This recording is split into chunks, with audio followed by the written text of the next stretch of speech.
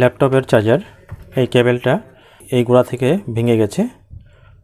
এখন আমরা এখানে দেখতেছি লাইট জ্বলছে, এটা ঠিক আছে, কিন্তু এখানে গোড়া থেকে ভেঙে গেছে। আমরা এখন এটাকে ঠিক করব কিভাবে আমরা সেটা দেখাই দিচ্ছি।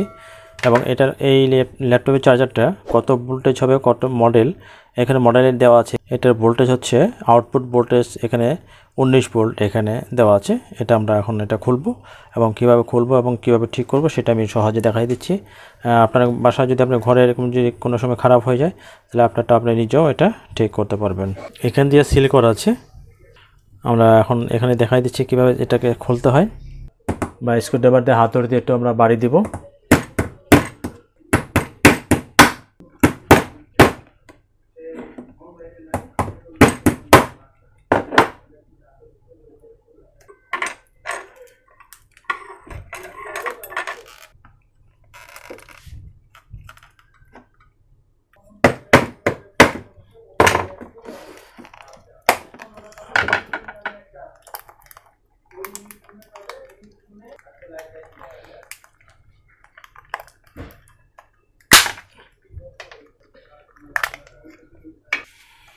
আমরা এই স্টিলটা খুলে নিচ্ছি বডিটা। এরপর আমরা এই আর্থিং কভারটা আমরা এটা এভাবে চাপ দিয়ে খুলে ফেলছি।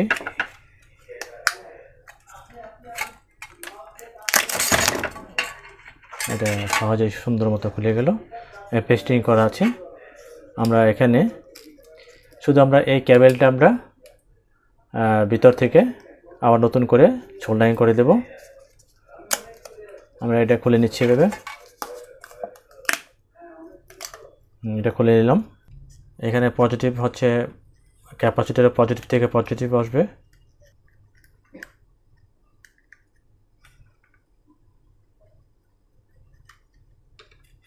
এই খুলে ফেললাম। আমরা কেবলটা কিভাবে সংযোগ করব সেটা আমি এখন দেখাই দিচ্ছি। এই ক্যাপাসিটরের পজিটিভ থেকে পজিটিভ তার আমরা সংযোগ করব এবং নেগেটিভ থেকে নেগেটিভের তার সংযোগ করা আছে। নেগেটিভ তার হচ্ছে কালোটা এবং পজিটিভ তার হচ্ছে সাদাটা। নষ্ট যে কেবল ছিল ওই কেবলটা আমরা ফেলে দিলাম। ফেলে দেওয়ার পর আমরা শুধু রাবারটা রাখলাম।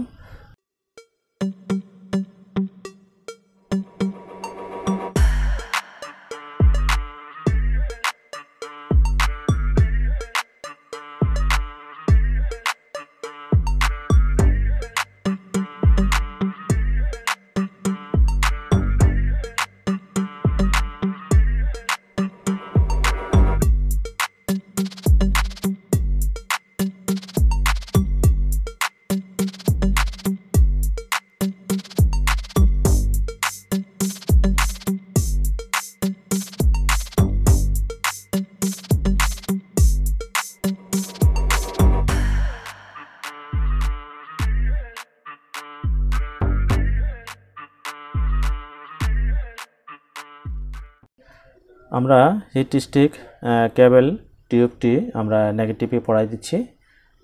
আমরা এখন এটা ব্যবহার করব যাতে পজিটিভের সাথে সংযোগ না হয় বা কারোর সাথে যাতে সংযোগ না হয়।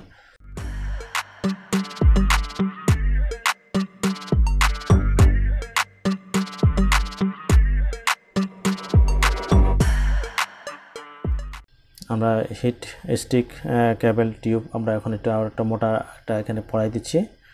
পড়া দেওয়ার পর আমরা এখন আমরা এটা সোল্ডারিং আয়রনের যে হিট থাকে এই হিটের মাধ্যমে আমরা এই কেবল টিউবটি আমরা একটু হিট দিয়ে নিচ্ছি যাতে এটা তারটা ভালো থাকে। সাইডে পজিটিভ আমরা নেগেটিভ সাইডে নেগেটিভ দিয়ে আমরা এখন সোল্ডারিং করে দিচ্ছি।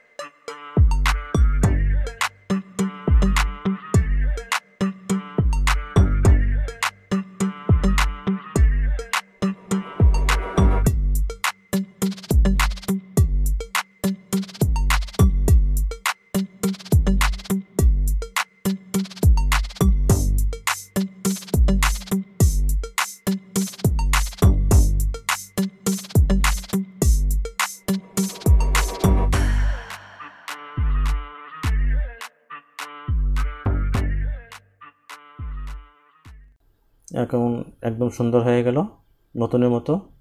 আমার এই ভিডিওটা যদি ভালো লেগে থাকে লাইক এবং শেয়ার এবং সাবস্ক্রাইব করবেন এবং ইজি টেক ভিশনের সাথে থাকবেন।